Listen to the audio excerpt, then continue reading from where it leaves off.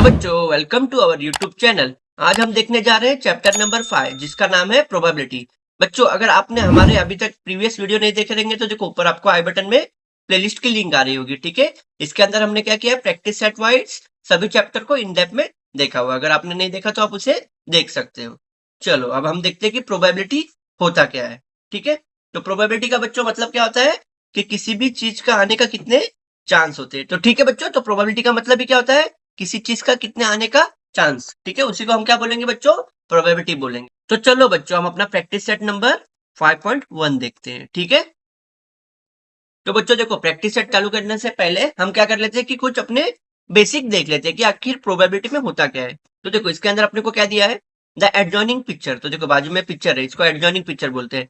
ठीक है, shows a toss before a cricket match. तो आपको जैसे कि पता है कि क्रिकेट मैच होने से पहले क्या होता है, कॉइन को उछाला जाता है। ठीक है, तो उसमें आपको क्या होता है कि अगर समझो किसी कैप्टन ने हेड्स मांगा, अगर उसका कॉइन का जो भी है ऊपर का हेड्स आ गया तो वो क्या करता है, अपने हिसाब से बैटिंग या बॉलिंग डिसाइड करता है। ठीक है, तो ये क्या हो रहा है, क्रिकेट मैच में कॉइन उछाला जा रहा है। ठीक है, तो व्हाट आर द पॉसिबिलिटी। तो क्या पॉसिबिलिटी है बच्चों, किसी ने एक कॉइन उछाला। ठीक है, तो क्या हो सकता है, या तो हेड आ सकता है या तो क्या आ सकता है, टेल आ सकता है। क्यों, क्योंकि सिक्के का एक बाजू क्या होता है, हेड होता है, और दूसरा बाजू होता है टेल्स। ठीक है, तो क्या क्या आने के चांसेस है, या तो हेड आ सकता है या तो क्या आ सकता है बच्चों, टेल्स आ सकता है। ठीक है, इस पर्टिकुलर कॉइन के लिए कितने पॉसिबिलिटीज हो गए बच्चों, दो पॉसिबिलिटी हो गई, या तो हेड आएगा या तो टेल आएगा। ठीक है, दोनों एक साथ नहीं आ सकता, या तो कॉइन सीधा नहीं गिर सकता। ठीक है, वो तो पिक्चरों में होता है कि जो कॉइन सीधा गिरता है। ठीक है, बट यहाँ पर क्या होगा कि दो ही पॉसिबिलिटीज है, या तो हेड आएगा या तो टेल आएगा। ठीक है, तो here there are how many possibilities, there are two possibility. ठीक है, तो आपने ये आई थिंक आपको ये समझा होगा कि इसके अंदर हमने क्या किया। ओके, और चलो हम और बेसिक देख लेते हैं। देखो ये क्या है अपना बच्चों, ये डाई है। ठीक है, हम जब लूडो खेलते हैं तो क्या करते हैं, हम डाई उछालते हैं ना। तो डाई में भी क्या हो सकता है, या तो आपको एक आ सकता है, या तो दो आ सकता है, तीन आ सकता है, चार आ सकता है, पांच आ सकता है, या छह आ सकता है। ठीक है, तो आपको क्या होगा कि इसमें कितना चांसेस आने के, छह चांसेस होते हैं। ठीक है, कि छह में से आपको कोई भी आ सकते हैं। तो इसके अंदर पॉसिबिलिटी कितनी हुई बच्चों, 6 हुई। और जैसे कॉइन में कितना था अपना, कॉइन में दो पॉसिबिलिटी था, बट इसमें डाई में कितना पॉसिबिलिटी हो गया, 6 पॉसिबिलिटी है। ठीक है, तो यही था अपना डाई। अब चलो फर्दर देख लेते हैं हम। अब देखो और एक चीज है अपना, क्या है, प्रोबेबिलिटी ऑफ कार्ड्स। ठीक है, तो आपने जैसे कि कार्ड्स खेले होंगे बचपन में, तो देखो कार्ड्स में भी टोटल कितने पत्ते होते हैं, 52।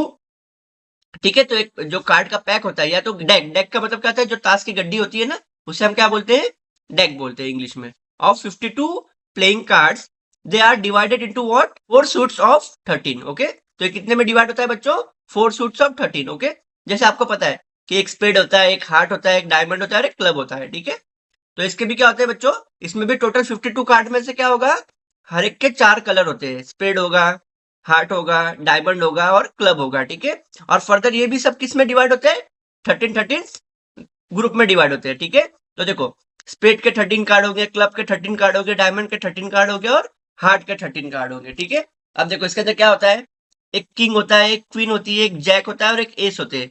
और 2 से लेके 10 के बीच के क्या होते हैं, कार्ड्स के नंबर होते हैं। तो देखो लोग टोटल मार लो आप, देखो 2 से लेके आप 10 मारोगे तो कितना आएगा बच्चों, ये 9, 10, 11, 12 और 13। तो देखो ये 9 कार्ड और ऊपर के ये 4, तो 9 और 4 कितना हुआ बच्चों, ये हो जाएगा अपना 13। ठीक है, तो वैसे सेम आप इसके लिए भी वैसे सेम होगा। तो आपका स्पेड का 13 कार्ड हो जाएगा, देखो स्पेड का 13 कार्ड टोटल, वैसे ही क्लब का 13 कार्ड और टोटल डायमंड का 13 कार्ड और टोटल हार्ट का 13 कार्ड। तो इसके मिला के आपका क्या होगा, 13 इंटू 4 करोगे तो क्या आएगा बच्चों, ये टोटल आ जाएगा 52। ठीक है, इसके अंदर आपको जोकर ने कैलकुलेट करना है। ठीक है, आप जोकर का पत्ता होता है तो वो तो हम निकाल देते हैं। ठीक है, बस केवल अपने को जो ये कलर वाले होते हैं वही अपना काम के होते हैं। तो टोटल कितने कार्ड आए बच्चों अपने इसमें, 52 कार्ड्स है। ठीक है, तो हम आगे और कुछ टर्म्स देख लेते हैं। तो देखो बच्चों, तो हम कुछ टर्म्स देख लेते हैं। तो सबसे पहले टर्म क्या है अपना, रैंडम एक्सपेरिमेंट। तो बच्चों चलो देखते हैं कि रैंडम एक्सपेरिमेंट आखिर होता क्या है। तो चलो इसका पहले डेफिनेशन पढ़ लेते हैं, the experiment in which all possibility results are known in advance. तो ठीक है, तो जैसे अपने को पता है बच्चों कि हम कभी भी कॉइन टॉस करते हैं तो अपने को पता है या तो हेड आ सकता है या तो टेल आ सकता है। ठीक है, तो इसमें क्या बोल रहा है ये पहले लाइन, कि अपने को पहले से पता रहता है कि उसके अंदर क्या आ सकता है। तो जैसे कि हम कॉइन उछालते हैं तो अपने को पता ही रहता है या तो हेड आ सकता है या तो टेल आ सकता है, एडवांस में पता रहता है, बराबर। बट अपन ये प्रेडिक्ट नहीं कर सकते कि हेड ही गिरेगा या टेल ही गिरेगा। अगर समझो आप बोलते हो कि हेड ही आना चाहिए, तो ऐसा नहीं हो सकता कि केवल हेड ही गिरेगा, टेल भी गिर सकता है। तो यही बोला आगे देखो, but none of them can be predicted, हम प्रिडिक्ट नहीं कर सकते, बस अपने को एडवांस में क्या होता है उसके आउटकम पता होते हैं with certainty, and this is equal possibility for each result is known as random experiment. ठीक है, तो जैसे अपने को डाई के लिए क्या बोलोगे कि डाई के लिए क्या हो सकता है, या तो 1 आ सकता है, या 2 आ सकता है, 3 आ सकता है, 4 5 6। ठीक है, इसमें से कोई आ सकता है जो कि एडवांस में पता है, बट आप लूडो खेलोगे तो आपको क्या आएगा उसके अंदर कुछ पता है आपको नहीं है, तो ये भी क्या होता है, इसी को आप रैंडम एक्सपेरिमेंट बोलते हो। ठीक है, अब उसके बाद आउटकम आता है।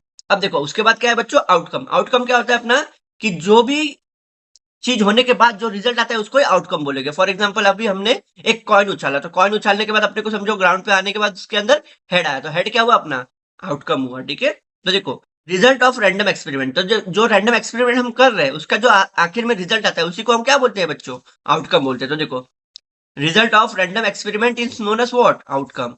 तो समझो हमने क्या किया, एक कॉइन का रैंडम एक्सपेरिमेंट किया। ठीक है, तो समझो मैंने एक कॉइन उछाला, अब कॉइन में समझो उछालने के बाद अपने को क्या गिर गया, टेल्स गिर गया, तो टेल्स ही क्या हुआ लास्ट में जो आया गिरा असली में, तो उसी को हम आउटकम बोलेंगे।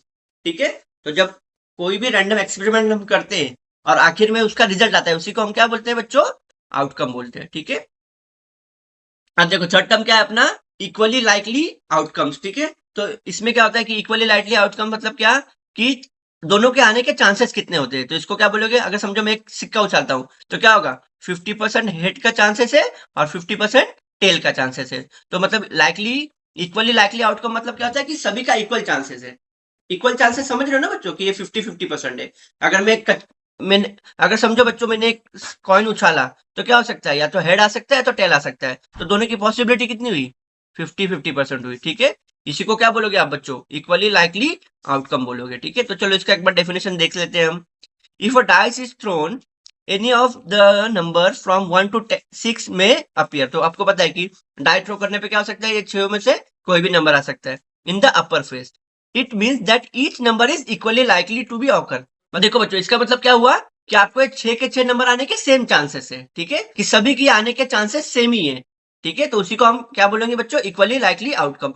ठीक है बच्चों, तो देखो आगे की लाइन क्या बोलता है, however if a die is so formed that particularly face come up the most often. अगर समझो इसमें देखो एक अपने को एक ये दिया है, एक्सेप्शन दिया है। अगर समझो किसी ने डाई में कुछ मैनिपुलेशन किया उसके उसके शेप साइज में, और वो उछालने के बाद बार बार वो वन ही आ रहा है, बार बार 1 ही 1 गिरा रहा है, या तो 6 6 गिरा रहा है, तो उसको आप क्या बोलोगे, उसको बायस डाई बोलोगे। बायस डाई मतलब उसके अंदर कुछ तो मैनिपुलेशन किया गया है। ठीक है, तो उसको आप इक्वली ऑकर नहीं बोलोगे। ठीक है, अगर समझो किसी ने डाई में कुछ छेड़छाड़ की, ओके, डाई में कुछ छेड़छाड़ करने के बाद उसके अंदर क्या हुआ, कि बार बार उसको 6 नंबर ही गिर रहे हैं, तो समझो उसमें किसी ने क्या किया है, कुछ ना कुछ छेड़छाड़ी की है, और उसकी वजह से क्या हुआ, जो आउटकम होगा उसको आप लाइकली टू ऑकर इक्वली नहीं बोलोगे। ठीक है, जो वही लिखा है, in this case the outcome not likely to occur equally, तो ये इक्वली होगा अगर हमने डाई में कुछ छेड़छाड़ किया और बार बार आउटकम उसका 6 6 ही आ रहा है, तो इसके अंदर प्रोबेबिलिटी क्या हो जाएगी बच्चों, घट जाएगी। तो इसके अंदर क्या होगी बच्चों, इक्वली लाइकली आउटकम घट जाएगा, और उसको हम इक्वली लाइकम आउटकम नहीं बोलेंगे। ठीक है, तो आई होप आपको तीनों के तीनों टर्म अच्छे से समझ में आए रहेंगे। रैंडम एक्सपेरिमेंट मतलब क्या होता है, कि किसी भी चीज का हम एक्सपेरिमेंट करेंगे, और एक्सपेरिमेंट जैसे हो जाएगा तो उसका जो भी रिजल्ट आएगा उसको हम आउटकम बोलते हैं, और आउटकम जैसे आता है तो हम लास्ट में देखते हैं कि हर एक चीज आने के कितने चांसेस होते हैं, तो हम चांसेस के बेसिस पे ही बोलते हैं कि सभी चीज के आने के क्या होते हैं बच्चों, इक्वल इक्वल चांसेस होते हैं। तो आई होप आपको तीनों टर्म अच्छे से समझ में आ गया होगा। अब चलो हम अपना प्रैक्टिस सेट देख लेते हैं। चलो बच्चों हम प्रैक्टिस सेट नंबर 5.1 को अच्छे से देख लेते हैं। तो इसके अंदर क्या है कि बच्चों, केवल अपने को एक ही क्वेश्चन दिया है। ठीक है, इसके अंदर एक क्वेश्चन में क्या करना है अपने को, अंदर उसके टोटल 4 सब क्वेश्चन है। तो ठीक है, देखते हैं कि क्या है। तो देखो क्वेश्चन नंबर 1 में क्या बोला है अपने को, how many possibilities are there in each of the following. तो हर एक चीज की पॉसिबिलिटी कितनी अपने को वो बतानी है। ठीक है, तो चलो हम क्वेश्चन नंबर 1 देख लेते हैं। तो चलो बच्चों क्वेश्चन नंबर 1 को हम देख लेते हैं। तो इसको चलो बच्चों क्वेश्चन नंबर 1 भी हम देख लेते हैं। तो इसके अंदर क्या बोला गया है क्वेश्चन नंबर 1 में, कि Vanita knows the following sites in Maharashtra. ठीक है, तो उनको क्या है कि कुछ जगहों का नाम पता है, साइट्स का। ठीक है, she is planning to visit, तो उनको क्या करना है कि वहां पर विजिट करना है। One of them in her summer vacation, कहां पर, जब कोई उनको गर्मी की छुट्टी लगेगी तो वहां पर वो विजिट करना चाहेंगी। तो टोटल जगह कितने हैं बच्चों, देखो 1 2 कॉमा के बाद खत्म हो रहा है। ठीक है, 3 4, देखो ये पूरा एक ही है, 4 5 6 7 8। ठीक है, तो टोटल कितने जगह पे उन्हें घूमना है बच्चों, 8 जगह पे घूमना है। तो पहला क्या है, अजंता, फिर महाबलेश्वर, फिर लोनार सरोवर, ओके, फिर टडोबा वाइल्ड लाइफ सेंचुरी, उसके बाद अंबोली, फिर रायगढ़, फिर माथेरान, फिर आनंदवन। ओके, तो टोटल कितने जगह हो गए बच्चों यहाँ पर? टोटल 8 साइट्स हो गए। ठीक है, तो बाद में बच्चों तो इससे क्या मालूम पड़ रहा है कि वनिता जो है कि टोटल कितने जगह पे जा सकती है? टोटल 8 जगह पे जा सकती है। तो उसकी पॉसिबिलिटी भी कितनी बनी बच्चों? 8 पॉसिबिलिटी बनी। ठीक है, तो बस इसको आपको क्या करना है कि बस इसको आपको यही आंसर को लिखना है कि कितनी पॉसिबिलिटी बनेगी। जैसे कि हमने क्वेश्चन में देखा था कि find how many possibility there. Okay, तो चलो हम पॉसिबिलिटी को अच्छे से वर्ड में भी लिख लेते हैं।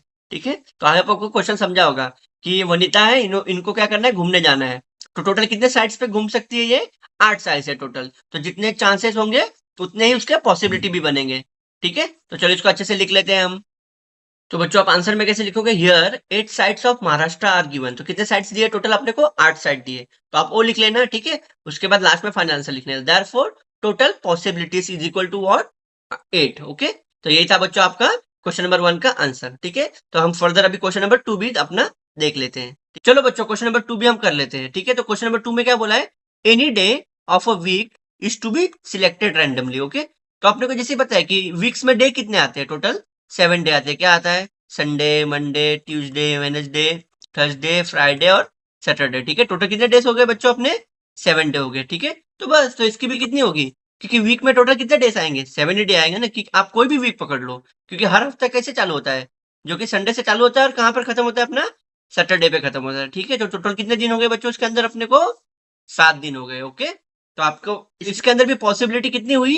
7 की पॉसिबिलिटी हो गई। बस आपको क्या करना है? इसको अच्छे से अब लिखना है। तो सबसे पहले अपना मेन मोटिव क्या होता है कि पहले क्वेश्चन को समझो।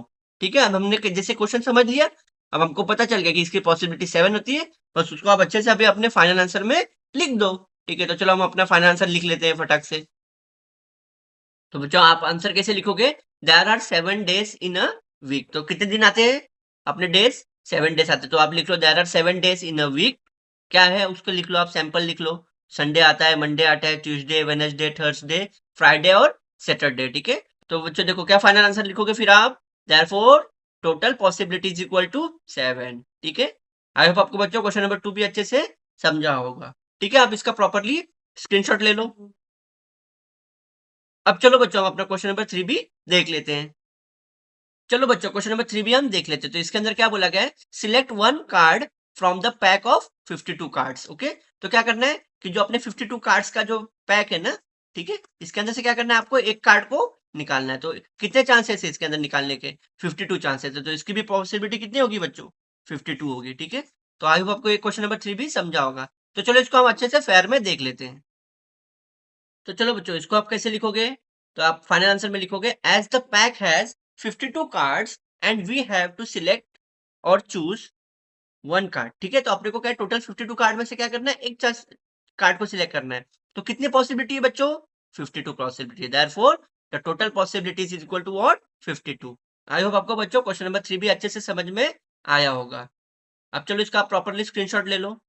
अब चलो बच्चों हम क्वेश्चन नंबर 4 भी देख लेंगे, जो कि अपना लास्ट क्वेश्चन है। ठीक है, चलो बच्चों क्वेश्चन नंबर 4 भी हम देख लेते हैं। तो इसके अंदर क्या बोला गया है? One number from 10 to 20 is written on each card, select one card randomly. ठीक है, तो इसके अंदर क्या बोला है बच्चों कि आपको हर एक कार्ड के ऊपर क्या होगा कि ये नंबर लिखे रहेंगे किधर से कहां तक? 10 से लेकर 20 तक। ठीक है, तो फॉर एग्जाम्पल कैसे होगा ये?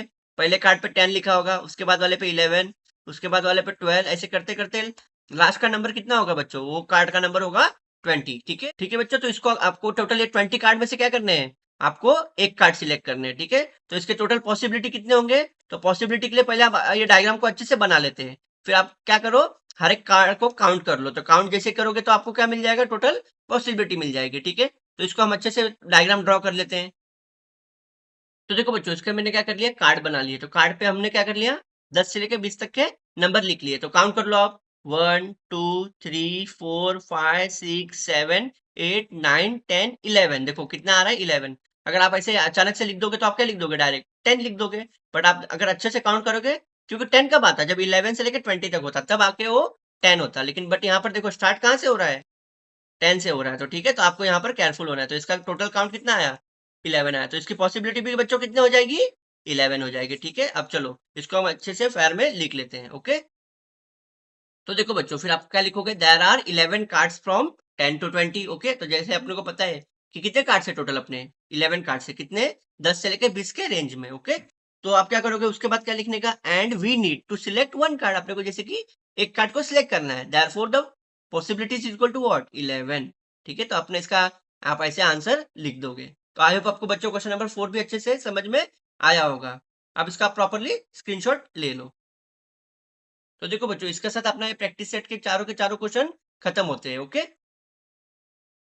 तो देखो बच्चों, हमने क्या कर लिया, प्रैक्टिस सेट 5.1 के चारों क्वेश्चन को अच्छे से इन डेप्थ में देख लिया। तो इसी के साथ अपना प्रैक्टिस सेट नंबर 5.1 खत्म होता है। ठीक है, आई होप आपको बच्चों प्रैक्टिस सेट नंबर 5.1 अच्छे से समझ में आया होगा। इसी के साथ मैं अपना वीडियो यहीं पर खत्म करता हूँ। ठीक है, अगर आपको बच्चों ये वीडियो अच्छा लगा होगा तो इसको आप लाइक कर दो, और इस वीडियो को अपने फ्रेंड्स के साथ व्हाट्सएप ग्रुप में शेयर कर दो, ताकि बच्चों उन्हें भी प्रैक्टिस सेट नंबर 5.1 अच्छे से समझ में आ सके।